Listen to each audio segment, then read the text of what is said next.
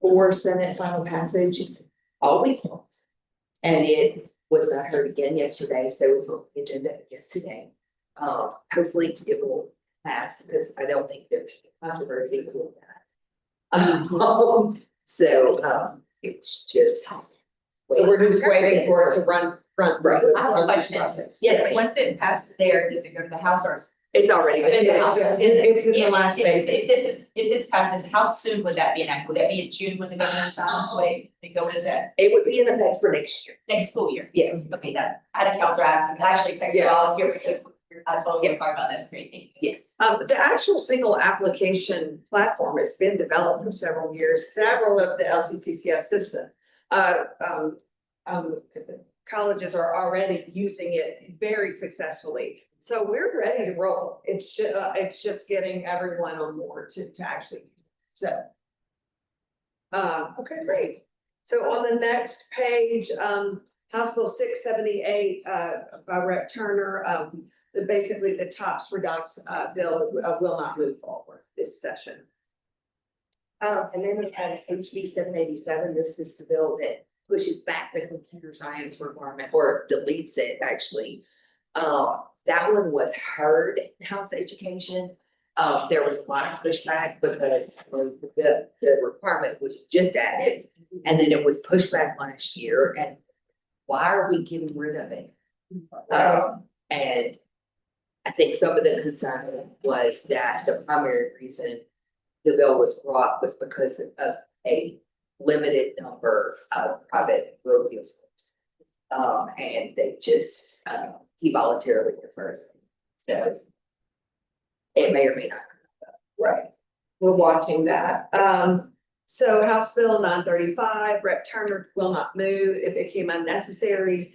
BCOM, which is the medical school that was connected to the university. It's the Doctor of Osteopathic Medicine School at Edward Via College of Osteopathic Medicine is, thank you, it's now its own institution within the Lakeview system. So that, the Louisiana Association of Independent Colleges and Universities, it is now officially a Lakeview institution. And by law, Lakeview institutions are eligible to go for TOPS. So that was not necessary. And then we have Senate Bill 105 by Rep. Kathy. This is the one that will allow veterans to participate in TOPS Tech if they are discharged from a Louisiana base, and if they try to go to school within a year of being discharged for honorably certain. Honorably Discharged on general under honorable. Yes, correct. And so this did pass, Senate, House Education yesterday. It will be going to the House floor, and if it passed there, it will go to. Yeah, and we don't see any issues with this one moving forward. This is the second time around for this one, when Senator Kathy brought it forward before. It had a sunset date on it after 3 years, and there's now an organization that is taking on the promotion of it, so we hope to see an uptick there as well. That's Right. specific to TOPS. TOPS Tech only, yes, TOPS Tech only. And Shane actually mentioned that earlier in the update, the partnership that we have with the boot, as well as Veterans Affairs will also promote this, because that wasn't all expensive. Correct. All right, so we have some MJ Foster promise bills. So House Bill 274 by Rep. Freiberg is not moving forward. Again, there was a lot of discussions, a lot of bills came out about MJ Foster that we were expecting or not expecting, but after some discussions, they decided to not move forward. And then HB 407 is going to make the age static for 2 years at 27. So for those students who started the program before they were 21, they will be able to continue Yes. and finish their programs. But new eligibles for the upcoming year must be 21 years old, assuming this passes, for the next 2 years. And then we'll start going back down. And so far, in the governor's executive budget, an additional 14.5 million was placed into the budget. So we will have a total of, it's about 25 million for MJ Foster. And so, my hope is with bringing it back to 25 million, that we will be able to fund both the first semester and the second semester, and then, well, I won't go there, but we do need to talk about how people get to bill, but that's for another day. Okay. Let's see. I'll do the next one. So for the start K-12 and the ABLE accounts, House Bill 749 by Rep. Carver. This particular bill is just pending Senate Education. We are hoping to get it heard next week. This authorizes the Louisiana Tuition Trust Authority to contract with a program manager for the administration of the START programs and for the investment of the account funds. The state treasurer is on board, we are on board, and this is going to revolutionize how our constituents in Louisiana access their funds, their money that they put into the START accounts. Even so much as, just like we do all online banking through our phones, if the school system is part of the program manager system, they'll even be able to pay their child's tuition directly from their own account. So it really bringing us well into the 21st, 22nd century. Yes. Explain to me the difference with the investment of funds. It doesn't the state treasurer do that? Yes.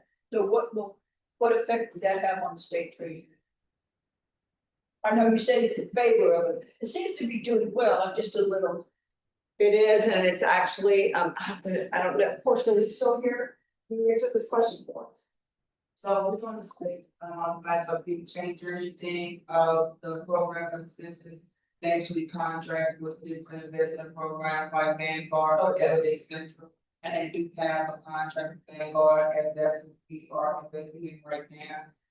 If anything would change, it would be whether we keep those same investment options or we may add or try to find, see if there's better investment options, but I believe we'll probably still remain Vanguard.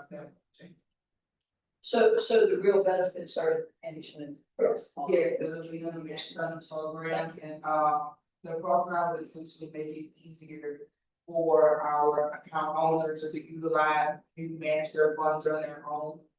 Because right now with the program that we don't have an app for it, so they have to use their internet browser or computer browser. It's not to where, I can just call on apps, set this stick right through, or even like wire payments of for them with their disbursements, electronically without going through the treasury process and the ISRAC process. That'll be more direct with incoming rollover disbursements, refunds, etc. So it'll efficiently be easier for sure. Is there going to be any opposition? No, everyone's very excited about this. Many of the legislators are account holders themselves. They've experienced the lag and delay of funds, not because, our team is doing a fantastic job in 529. But once they send the request to the Treasury, we are at the Treasury's mercy for getting the disbursement. And so this is just, it's going to be better. Right. I was just thinking Senator Frank, who I know is on Tuition Trust Authority, who started the age with that. He has actually been involved in this from the beginning, and he is running it on the Senate side. So he is 100% behind this. Absolutely. And then on the last page, we have the two study resolutions. One of them we've already talked about, that's the first one, HR 17, which is the return on investment for TOPS. And basically 171 is return on investment for MJ and TOPS 10, early start, or in TOPS 10. So they kind of will work together to show return on investment for the scholarship programs that are offered. I have one more question. Sure. This Senate Bill 484, which is the Abraham bill, Yes, is that going any place? Where is that now? it's on the Senate Senate floor. floor. Oh, still on the floor. There Yes. are some discussions. There, yes, Happening. discussions, amendments, Yeah, session ends June 1st. it Yeah. does. Curious, because it's weird, strange bill. I'll be surprised. I don't know how it's gonna go. Yes. It does. Ma'am. So I don't know how things are gonna go, but they've got a lot on the plate. Thank you. You're very welcome. Okay, On the set of resolutions, yes. is that just based on like how the legislators are coming with those? Do you think, it's weird that one is like Tops and then one is like MJ and Tops Tech. Well, because I think it's because MJ and Times Tech are workforce programs, which is why they go together, and then. But yet we Tops- can't even use Tops Tech for non-credit training, That is correct. which to me, the law, it doesn't disallow it. If you read the language around the program. So. Now I'm just leaving it. Let's get our return on investment done and maybe we can have a conversation, Dr. Cable. How about that? Okay. We know, we've had these conversations. All right, any new business? Just one item. That's the one item. Uh-huh. Thank you guys for the thorough. You're welcome. Legislation, it's very helpful to get a lens view of what all this stuff actually. It's been quite the session, as you know.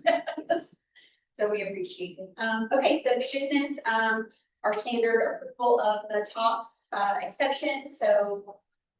Are looking to consider the request for exception to the TOPS regulatory provisions that require students to remain continuously enrolled and to earn the annual credit hour required during the academic year.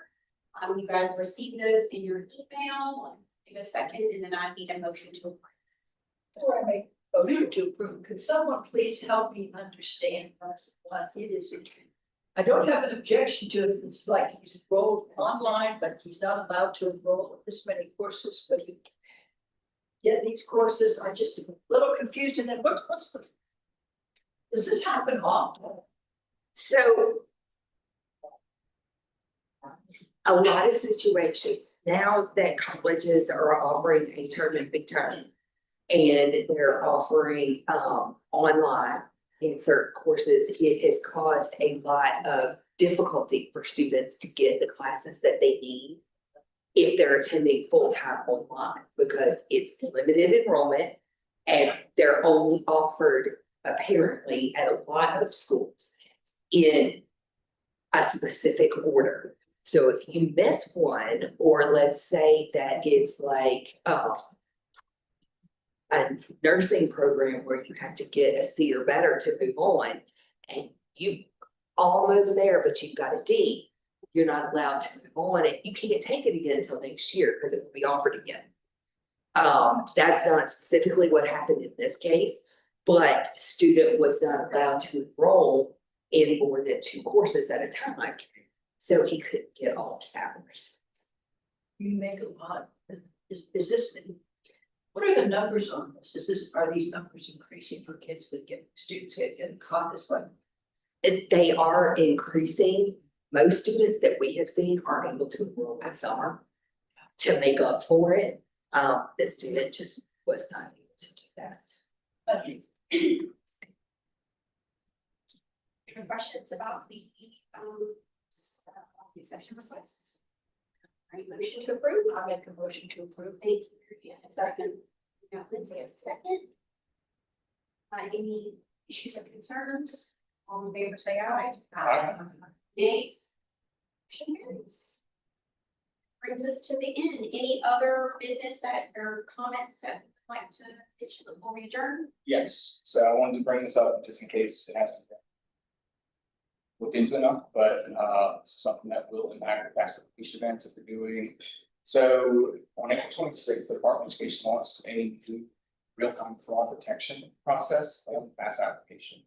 Can't And, hear you. I'm A sorry. little bit louder, please. You're on the side, right? So April 26th, the Department of Education launched a new fraud detection process that is done live, real time during the FAFSA submission process. And what will happen is if a student's application is flagged as potentially fraudulent, they don't tell you the criteria behind that, then they will be required during the submission of that application to pull up a mobile device, scan a QR code of the FAFSA application, and have a live video chat with a federal student aid representative, and provide a copy of their state issued government identification live in that video chat in order to finish the FAFSA submission. If they cannot do that during that particular session, the Department of Education rejects their application, sends it to the school, and they now have to complete identity verification at the school in person. They cannot do anything online. The school chooses If the school chooses to, yeah. That's April 26th, that's all. Yeah, so it was implemented a couple of weeks ago, Yeah. and so the applications have started rolling in for students. Where just this past Monday, Tuesday, so I pulled reports and looked at ours, we had 6 students that appear to be legitimate valid students that were flagged, that started the identity verification process that were not able to complete it, and the Department of Education rejected the FAFSA. So now we have to communicate with the student to get them to come in and provide a copy in person of their driver's license in order for them to be qualified for it. So. And it has to be in person, they couldn't Zoom with you and show you them and their picture? The virtual option is extremely difficult for a lot of schools because AI nowadays. Yeah, you're right, yeah, I just was curious. There is an There option. is an Yeah, because option, I'm just wondering, like, if you're out of town. right, and in most schools, what they're doing right now, like the ones that do have online process, a lot of them are contracting with third party that is. Certified. Secure site or something, yeah. Yeah, so like one of the ones we've been looking at in Southeast, has a lot of those students is ID document, which is used by the IRS and other agencies. As a form of identity validation for anybody that's remote, because we have an online learning population as well. But I just wanted to bring it up, so as you're going to these FAFSA completion events, you're aware that student will need a mobile device to be able to do this video conference call. And their And their ID. Assuming they have. Assuming they have- Yeah, this is really important for us to know. Yes. Kylie, were y'all aware of this? Okay, good. Now that I got the, I would see and ask you to get this in the system. Okay, good. Okay, great, wonderful, okay, good, I'm glad. Why are we gonna do about this? Last week, because they had a webinar, they want this whole thing, so Okay. that's additional training you can hop on and they'll provide. So these are current students or students that are maybe graduated seniors as well? The reason I ask that is because if they wanted to put multiple colleges, they would have to go to each one of those if they were rejected in that application. How would they be recognized that though? And it's assuming that the college wants to do those, because it is up to the institution to even work those specific checks. I think my question though is, how would they even know that they were being rejected if it They'll get didn't a go through? notification if I'm not. Yeah, so they'll- Why it's there. They'll still be able to submit FAFSA because that's what the transaction, the Department of Education rejects. They just put a full stop on it and say you cannot pay off of this transaction until your identity is confirmed with your institution. So they can't package, they can't, I mean, it's effectively a null and void So, transaction. but if, let's just say, on the floor, they went BRCC and you, or whatever. And they wanna go to you, could they just verify with you and then get packaged and whatnot? Yeah. So even if there were other institutions on it, as long as they verify with you, then you could unblock it and they could continue the process. Yep. Okay. And then there's one, in the institutional verification process, there's a flag to go on to the federal system and. Right. It's done. Right, My hope is that FSA will then push out a new valid transaction to all of the schools. That is the hope, I have. yeah.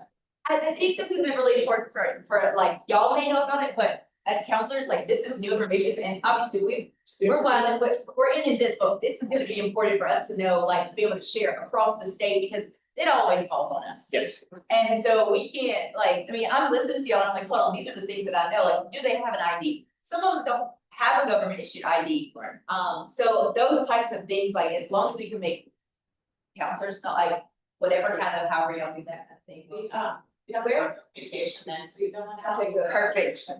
Yeah, and I'll say this, the Department of Education announced this on April 16th and implemented it on April 26th.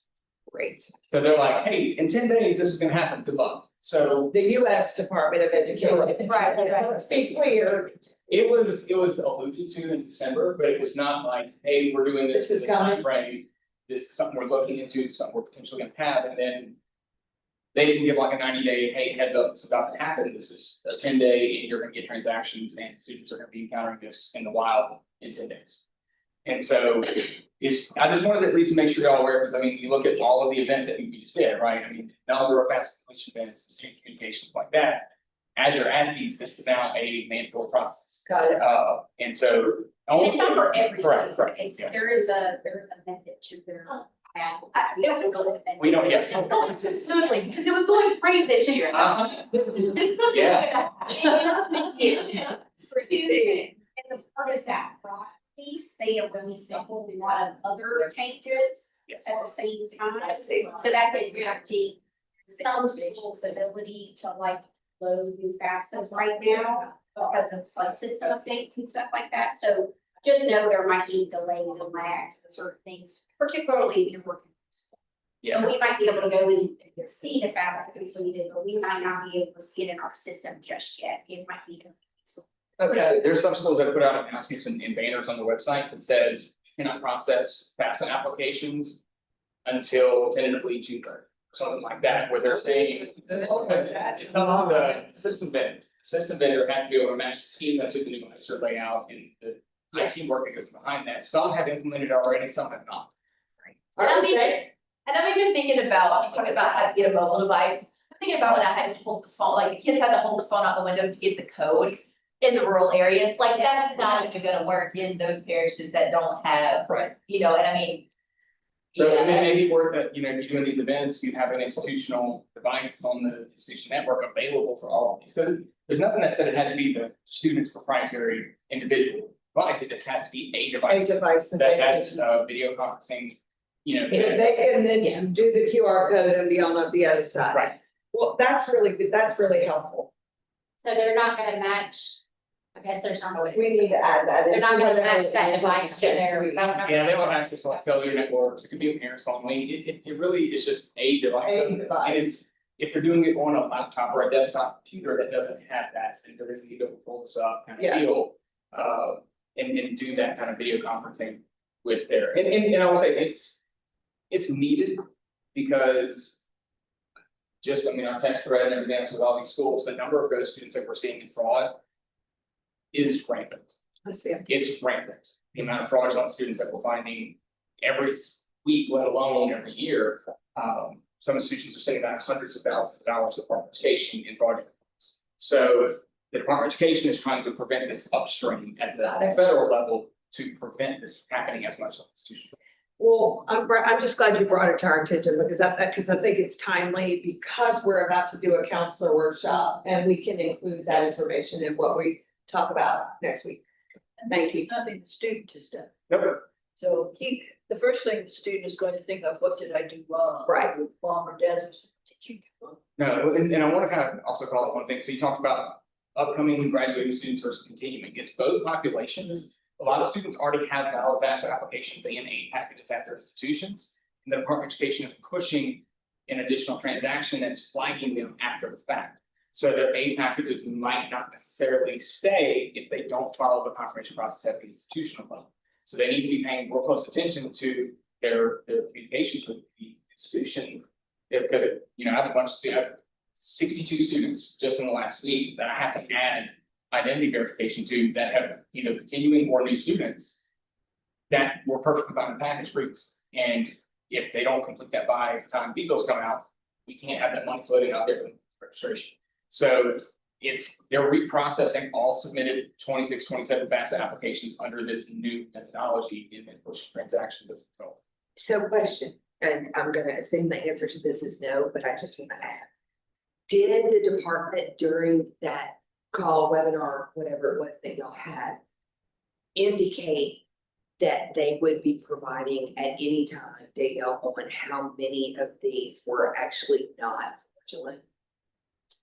Cause I'm just kind of wondering, you know, there's gotta be some way to evaluate They've said their that they're, system. what they've said is that they're trying to minimize Yeah. the number of students that they're choosing, but they are being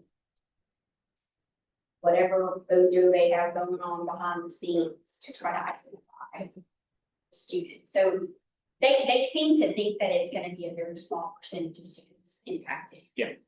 I mean, I think just in the first week, because we're reprocessing all applications, we're seeing surge and all of it. Right, yeah. As it relates to new applications going forward, I don't know. But they're not gonna release what their criteria is for flagging. Of course Because they not. haven't been reverse engineered, so we have no idea. A lot of the students that I've looked up already.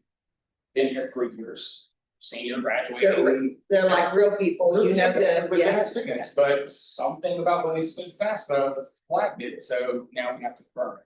So, and this may be something they refine over time to continue to shrink down, but I just, because it just happened and because it's now a live barrier versus something that's like So institutional. let me ask you this too, and maybe you might not know the answer to this, but like, for instance, it might get bigger uptick this year, but once they've been verified this year, when they have to apply again for next year, will they have to be verified again, or because they've been verified? Subject to their understanding. Again. Yes. Because even if you're, like, even without the identity, I'm selected for I've been selected for verification every year I was in college. Where I had to turn in my tax information. So I think that yes, students can be selected multiple. Okay, all right. times. So we're gonna have to verify once and say this is a real person and then. Be honest, but and it'll give us a degree of confidence, but it also, I mean, you can have a verified student that next year's application comes in from a IP address, DNP. And you can't automatically assume. That's right, you're right. So they're gonna continue to flag it, and same thing for a student who wasn't ever verified, who's been here 3 years now, all of a sudden they're popping up. Just the data breaches has caused chaos. We're seeing a lot more advancement, there's that whole meeting yesterday, a lot more advancement in how this is being. How this has been attacking the institutions. You had, one of the things, for example, they had students that are actually students that are completing degrees. They have a person in the fraud scheme where the person who submits FAFSA application as a student. Then they have another person within their organization that takes the classes. Their entire job is to take the classes and pass the classes to keep the money going. So that person is actually taking classes, chemistry 101, passing the class while the organization is collecting the money and paying. And so you have students earning degrees who never stepped foot on the college campus or never actually took the class. And so it's rampant and complex right now. And so this is Department of Education's attempt to try and get ahead of it down or upstream so that way it mitigates to a certain respect of the institution. Thank you for that. Fun, loving it. No, but it was useful information for us to know. Sure. Yeah, no, very. Our next week is June 17th. Someone could step in for me that day. But I'll talk about that, at this point, there's nothing else, so I'll need a motion to adjourn. I'll make a motion. Chrissy, second. Got Maple, any, all in favor, say aye. Any nays? We're adjourned, thank you guys. In the back, they have sandwiches again, they tended to be a hit last